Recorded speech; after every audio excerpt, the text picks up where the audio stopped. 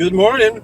This is Rusty 78609 freezing his little hiney off in Central Texas, USA on January the 6th, 2017, Friday morning. It's about 26 top up and covered up degrees, and I'm not used to cold weather, and I don't like cold weather, not this cold. We've got about 3 days of it, and that's about normal. Then Monday it gets back to the middle 70s and middle 50s for lows, middle 70s for highs. And I like that. That's why I live here in the winter. And well, now year round pretty much. I haven't gone RVing in quite a while.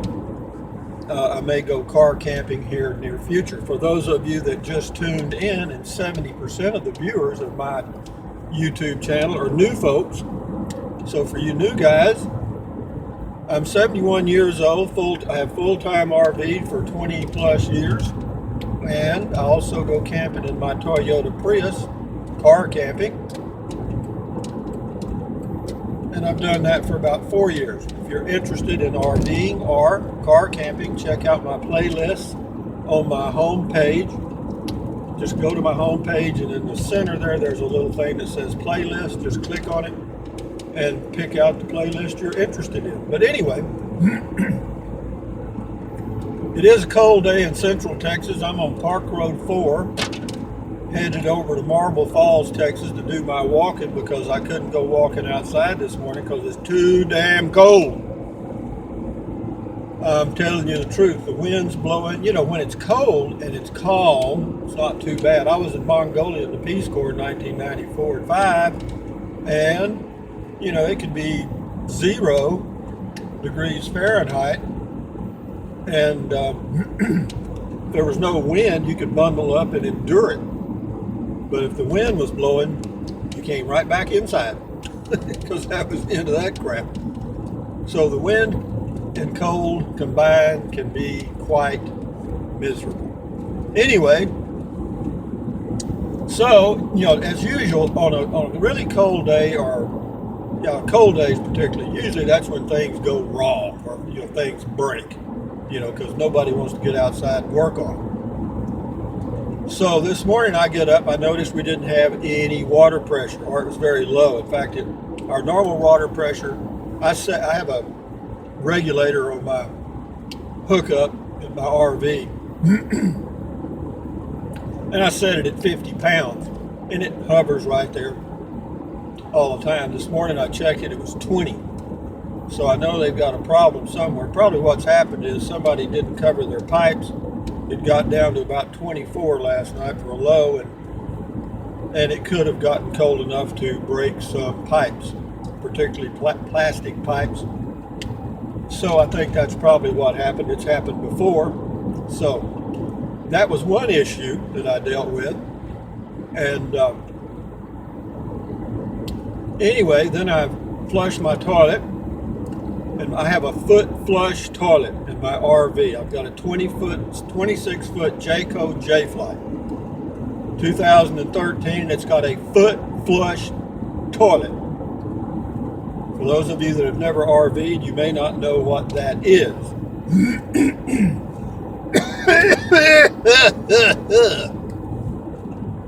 But anyway, so the foot flush toilet, whenever you let off, the water kept running in. Not running, but kind of dripping in. It wasn't cutting off all the way. And this is the second toilet. The first toilet I had was brand new. I was about 6 months old. The foot flush thing fell off on the floor, and they sent me a new toilet, no charge. Well, they didn't send it to me. I had to go pick it up at the RV dealership. They sent it to the RV dealership. But anyway, I haven't installed it. And the reason I didn't was I figured out a way to operate the foot flush without the foot pedal. There's 2 little levers there. There's one to let water in, and then there's one to let the water out. So I just do it manually. because there's no sense putting the other one in there and then the damn thing just fall off again because it's engineered exactly the same. So what I have to do now when I use the toilet, or until I decide to fix it, because I'm not going to get food with it today because there's no cutoff on the back of it. You have to remove the hose. You have to cut the water off outside, remove the hoses on the inside. Then there's two bolts that fasten it to the floor. You got to take those loose, slip it off, put the new one on. Am I going to do that when the weather is 20 degrees, 25 degrees? No. I may fool with it next week when it's 75, and then again I may not, because I figured out a way around it. Since it cuts off almost all the way, it's just a slow drip. But overnight that would fill up the toilet bowl and it would run over. What you can do is take that other little lever and leave the drain open just a smidgen, that's a little bit, and let the water go on out. So I may do that for a while. We'll see. My car is finally warmed up. I feel very comfortable now. I was freezing when I first got in here. But anyway, the foot flush toilets aren't worth a poo-poo. The other RVs I've had a slide thing. You slid it and it flushed and did its thing. They're not any better. Let me say this. Travel trailer RV toilets are not very good. Okay, that's all I can say about that. So, I'm taking my gloves off now. It's warm enough inside the car, finally, to take my gloves off. And I'm traveling along at the whopping speed of 48 miles an hour. But the speed limit on this road is like 55. Because it's a windy little road. And again, this is Park Road 4 for you new guys.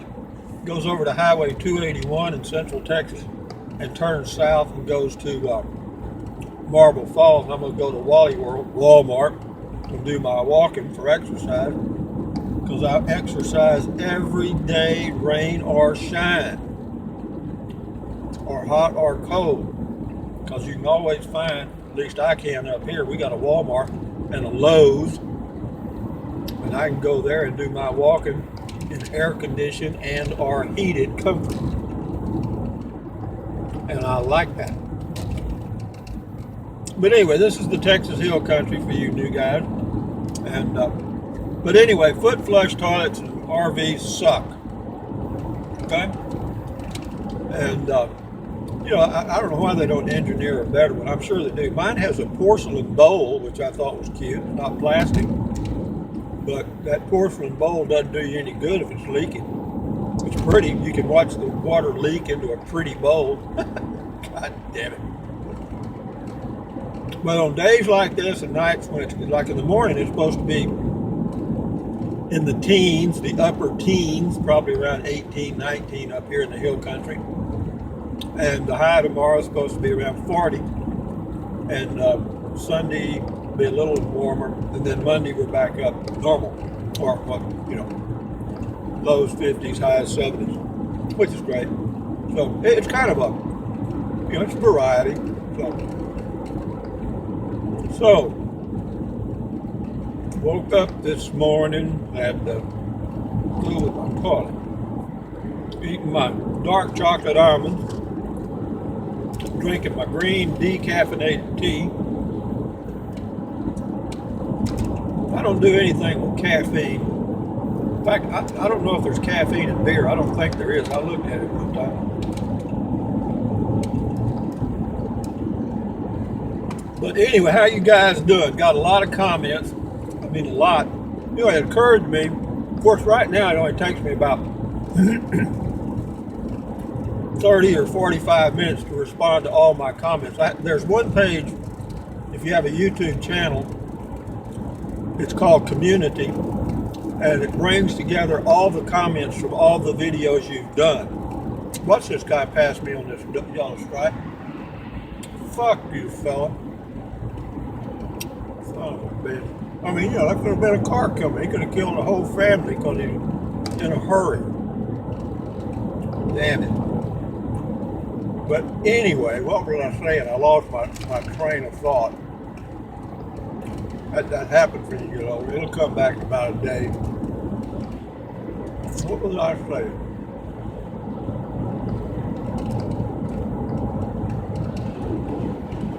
The pleasures of full-time RVing, or living in an RV full-time.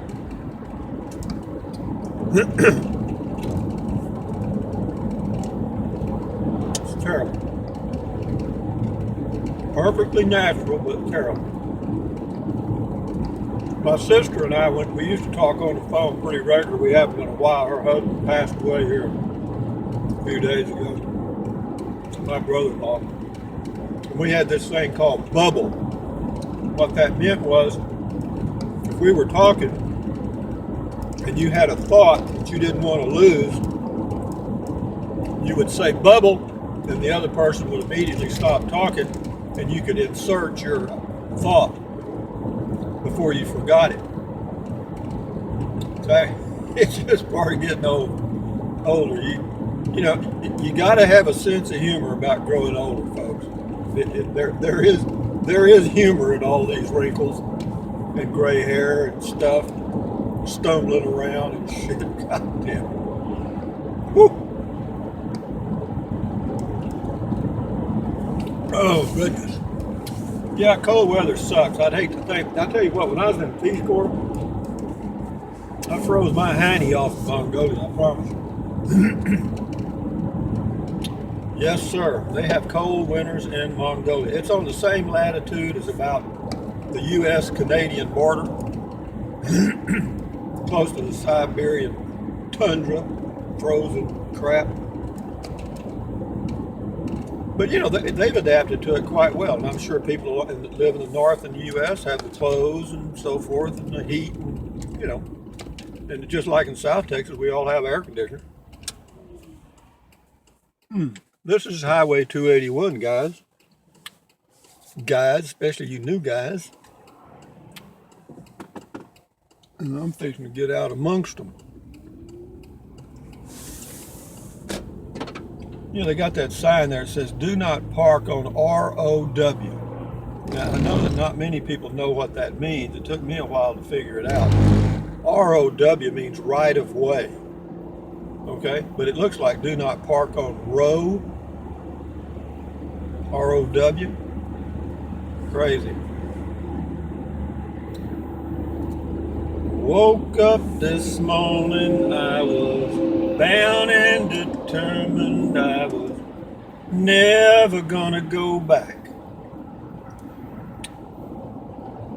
On and on, on and on. I love it, baby. I love life. Of course, I may love the other side too. You never know. What is the other side? We don't know. Nobody knows. That's wonderful, isn't it? No scientist knows. No religion knows. Everybody just guessing. They'll tell you they know. I guarantee you. I'll get some comments about just what I just said. Anyway, that's the way it is. I tell you something else on YouTube. Your video can be demonetized for a lot of reasons. In fact, I think if you have a political agenda, you better be careful what you say. Your videos would still show up, though. They would. They'd still be there. You just couldn't make any money off of it. Now I'm traveling along at 58 miles an hour. The temperature is all the way up to 27 degrees. You know, you think about the poor little animals out there and birds and stuff. I say that. I've said this before. They're warmer than we are because they hunker down somewhere. When I grew up on a farm in Kennedy, Texas, and South Texas, we had a big old red barn, just like you see in the farm movies.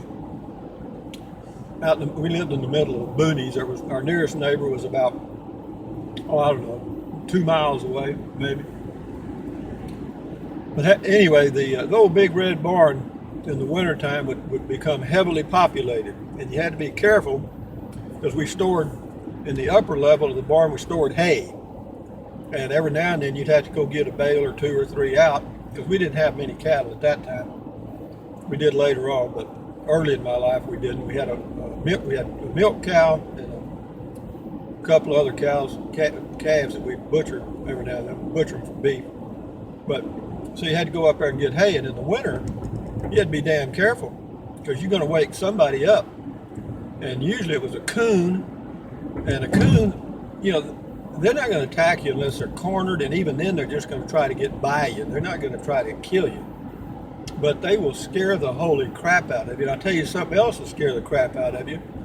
Owls will nest in those barns, in those hay lofts. And we had one back in there one time where they called a screech owl. And they screech, scare the crap out of you. But anyway, there was a nest up back there. I was moving some hay bales one day, and old Mama Owl just came out with her claws out, or her talons, whatever you call them, and scared me into about 9 shades of different colors. Man. But owls, and also in the wintertime, the snakes, rattlesnakes hibernate. And but when they're hibernating, they might as well be dead. They're not going to bother you. They were totally asleep. Another one that'll scare the crap out of you is a possum, because they'll try to get by you. You don't realize they're not trying to attack you; they're trying to get away from you. And if you're blocking them from the exit, there's only one way for them to get by you. And you think they're trying to attack you, they're not. I've learned that early in my life.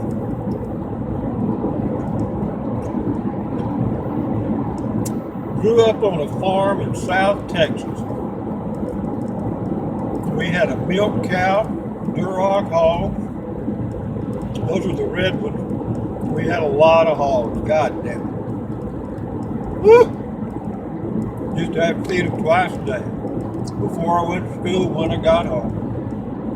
That was a chore. God almighty. We had 3 large feeders. You had to fill them up. You had to put the feed back in the pickup, drive up to the feeder, open the lid, and then dump the stuff in there. Man, the old hogs would be all around. And the old boars, the males, they kill you. They're good. They kill you and eat you. If you ever want to get rid of a human body, throw it in the hog pen. They won't even find a hair. Yeah, you have to be careful. Many times I've cleared that fence 4 or 5 feet with that old boar right behind me. I mean, he wouldn't run at you all the time, but every now and then he'd get an urge, and here he'd come. And there wasn't just one of them, we had 2. And the sows weren't too bad, the old females. They could be aggressive when they had a litter, but they weren't near as bad as the old boars. Damn. Free as a bird. Used to get my little single shot 22 and go all over that country hunting rabbits. I rarely did I kill anything. Rarely. It was just the idea of being out there in the woods alone.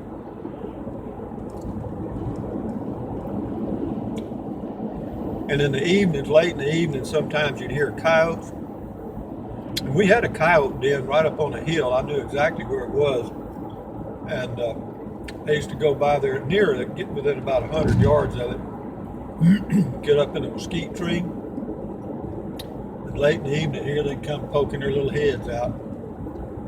And then they'd start barking, getting primed. And then a little bit later, they're on their way. They out hunting. I was surprised. People hunted those coyotes. A lot of men hunted them with dogs. But man, it was rare to find. The old coyote's smart. He was a sly dog. Model yourself. If anybody looking for a van, here's one right here that's been for sale. I'll tell you about it. Then you can come buy it. It's this white van right here. It says for sale. Looks like it's in pretty good shape. The number, if anybody wants to check on this, it's a E350 XLT Super Duty. The phone number is 830-798-0602. Not a dent on it. I drove around it yesterday. It looks like it's in really good shape. Tires look okay. It doesn't have a tow hitch, but it's the, you know, like the, it's got, let me turn around here and I'll let you take a good look at it. Come at it from another way. Yeah, because some of you van dwellers, y'all might be interested in this. I mean, it's really a clean unit. It doesn't have a dent in it. Here you go. Here's another look at it. I'll get up a little closer for you. But it's got, what I like about it, it's got all the windows. Okay? And of course, you see the door in the back, how it's set up. But again, that number is 830-798-0602. And it's a Ford E350, so it's a heavy duty one. And check it out. Might work for you, some of you van dwellers. So here we go. Let's see. Let me get on over here and get parked somewhere so I can shut this video off. Here I am at Wally World, and it's 28 degrees here. Hell, I could get out and sunbathe here. But the wind's blowing. Woo! Wind's blowing hard out of the north, folks. North. I found me a new spot to park, too. I used to park right here on the left. No. Old Bubba found that spot. But old Rusty's a sneaky little booger. He kind of like the coyote. Some people pronounce it coyote. Some people pronounce it coyote. In Texas, we pronounce it coyote. I don't know why. I don't know why she swallowed a fly. I think she may die. Anyway, guys, this is Rusty 78609 from Central Texas, USA on a cold January 6th, Friday. So you guys have a good day. Thumbs up, carpe diem, adios, bye-bye, bye USA, made when you can. Drink plenty of water, take deep breaths, stretch, exercise, keep your health, and we'll be together next year, okay? Bye-bye, guys.